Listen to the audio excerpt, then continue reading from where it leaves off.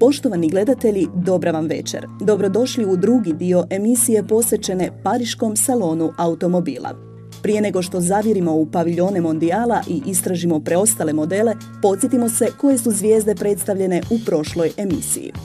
Volkswagenova 7. verzija Passata koja u Hrvatsku stiže već u siječnju. Ford Focus ST s čak 250 konja kojega su dizajnirali sami kupci tražeći nabrijanu verziju. Peugeot 508 s cijenom kao i stara 407, dakle oko 180.000 kuna. Audi A7 za kojega se smatra da može pomrsiti račune Mercedesovom CLS-u. Citroen C4 robusnijeg dizajna koji u prodaju stiže prije Djeda Mraza, BMW X3 u verziji 4x4 s cijenom od oko 48.000 eura. Jedna od bezbrojnih zvijezda je i Mercedesov CLS Coupe, pod čijim će se poklopcem naći svi Mercedesovi motori.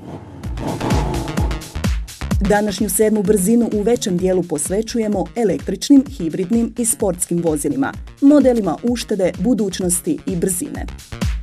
Mi smo ostali u Parizu. Ostanite i vi uz program Televizije Plus i pogledajte što vas to u nastavku očekuje. Renault Twizy, automobil koji ne proizvodi ugljični monoksid. Saabov prvi elektromodel s motorom snage 184 konja. Audijeva Spider izvedba hibridnog sportaša e-trona koji 100 hvata za 4,5 sekunde. Lotusovih 5 konceptnih automobila. Ferrarijeva Roadster inačica modela 599. Istražimo i ostale paviljone najvećeg ovogodišnjeg autosalona. Uz koncept Desir, Renault je u Parizu predstavio i Twizy, elektroautomobil treći u obitelji električnih koncepata koji ne proizvode ugljični monoksid. Twizy dolazi sa sjedalima za vozača i putnika koja su smještena jedno iza drugoga. Novi Renaultov mini koncept dug je svega 232 cm, teži samo 450 kg, a pogonjen je električnim motorom od 20 konja. Renault navodi da Twizy ubrzava jednako kao motocikl od 125 kubika, dok je maksimalna brzina 75 km/h. Automobil s jednim punjenjem može prijeći 100 km, dok punjenje baterije preko kućne električne mreže traje 3 sata. Twizy će se u prodaji naći krajem iduće godine. Hyundai je predstavio model iX20, očekivanog nasljednika Matrixa. Razvijen u istraživačkom centru u Ruselsheimu, iX20 slijedi dizajnerski trend većeg modela iX35. Predstavljeni model nudi dosta prostora uz odlične vozne osobine, a očekuje se da će na tržištu najveću konkurenciju imati u Opel Meridi. Automobil će se u prodaji naći do kraja ove godine i bit će dostupan s već poznatim Hyundaijevim motorima. Očekivana cijena za osnovni model je 13.000 eura.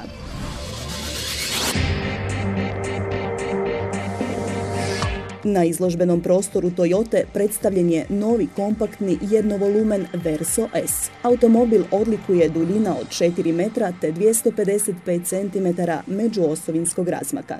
Toyota Verso S nudi obilje prostora u kabini, a novost je i funkcija potpunog preklapanja stražnjeg sjedala, koja kapacitet prtljažnika s 2 podnice povećava na čak 1388 litara. Noviteta ima i u kokpitu, koji je obogaćen novim multimedijalnim sadržajima. Model će biti dostupan s poznatim Toyotinim benzinskim i dizelskim agregatima. Isporučivat će se sa sustavom Optimal Drive te Multi-Drive i Multi-Mod automatskim mjenjačima. Očekivana cijena za osnovni benzinac s 99 konja je 15.000 eura, a prvi primjerci na naše tržište dolaze sredinom iduće godine. Toyota je izložila i svoju paletu hibridnih vozila. Uz najnoviji plug-in prototip popularnog Priusa predstavljena je i nova hibridna inačica Aurisa. Švedski proizvođač automobila Saab predstavio je svoj prvi električni model. 9.3 e-Power nastao je na platformi karavanske inačice serijskog modela 9.3 i uskoro će krenuti u opsežan proces testiranja koji počinje iduće godine. Automobil je pogonjen elektromotorom snage 184 konja, koji s prednjim pogonom do 100 ubrzava za manje od 10 sekundi, dok maksimalna brzina iznosi 150 km/h. Legendarni britanski proizvođač luksuznih terenaca predstavio je svoj najnoviji model Evoque. Najmanji i najlakši član obitelji Range Rover nastao na temelju koncepta LRX, spaja tradicionalne odlike Land Rovera s modernim dizajnom i kompaktnim oblikom. Najmanji model britanskog proizvođača dug je nešto više od 4 metra, a s prednjim pogonom teži 1625 kg. Ponuda motora sastoji se od jednog benzinskog i 2 dizelska. Paletu benzinaca otvara dvolitreni četverocilindrični turbo benzinski motor, koji s direktnim ubrizgavanjem i varijabilnim razvojem ventila razvija čak 240 konja. Evoque se može naručiti s 2 dizelaša od 148 i 187 konja, dok se prijenos obavlja putem ručnog ili automatskog mjenjača sa 6 stupnjeva. Impresivnu vanjštinu automobila prati luksuzni interijer, kvalitetni materijali, vrhunski multimedijalni sustav, panoramski krov, samo su neki od detalja unutrašnjosti novog Rovera. Evoque će se moći naručiti s najnovijim tehnološkim novitetima britanskog proizvođača. Na popisu opreme je tako adaptivni ovjes, funkcija regenerativnog kočenja i impresivni sustav koji omogućava vožnju po zahtjevnijim terenima. Evoque će se na tržištu pojaviti sredinom 2011. a očekuje se da će početna cijena biti oko 35.000 eura.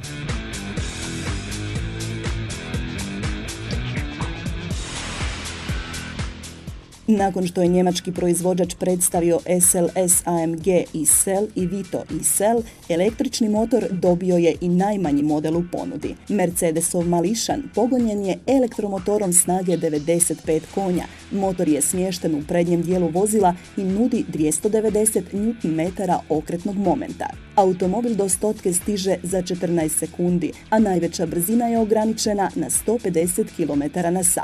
Baterije su litij-ionske i razvijene su u suradnji s tvrtkom Tesla Motors. Ova inačica A klase s punim baterijama može prijeći 200 km. Proizvodnja počinje ove jeseni, a bit će proizvedeno 500 primjeraka.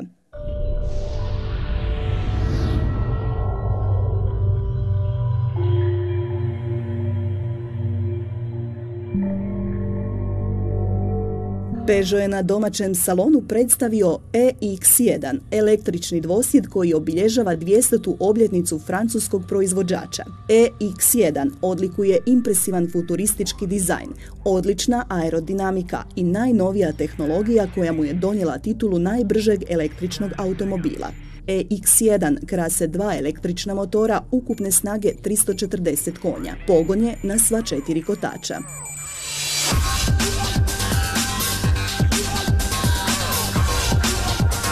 Uz novu limuzinu 508, Peugeot je na domaćem salonu automobila predstavio hibridni koncept HR1. Impresivan dizajn kombinira nekoliko vrsta automobila te nosi elemente gradskog automobila, kupea i sportskog gradskog terenca. Ovaj zanimljivi koncept pogonjen je 1,2-litrenim trocilindarskim benzinskim motorom te električnim motorom od 37 konja koji je smješten u stražnji dio vozila. 2 agregata funkcioniraju zasebno, no povezuje ih automatski mjenjač sa 6 stupnjeva. Francuski proizvođač navodi da automobil s ovim pogonom razvija ukupno 147 konja uz impresivnu potrošnju od svega 3,5 litre na 100 km.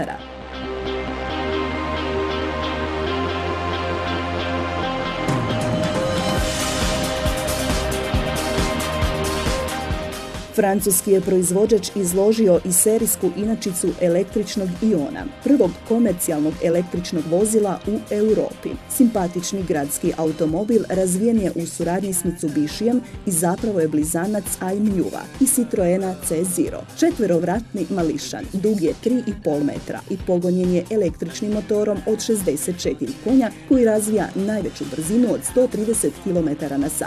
Punjenje litij-ionskih baterija traje 6 sati, a s jednim punjenjem može se prijeći 130 km. Peugeot je za Ion pripremio i zanimljive pakete financiranja te jamstvo za prijeđenih 50.000 km.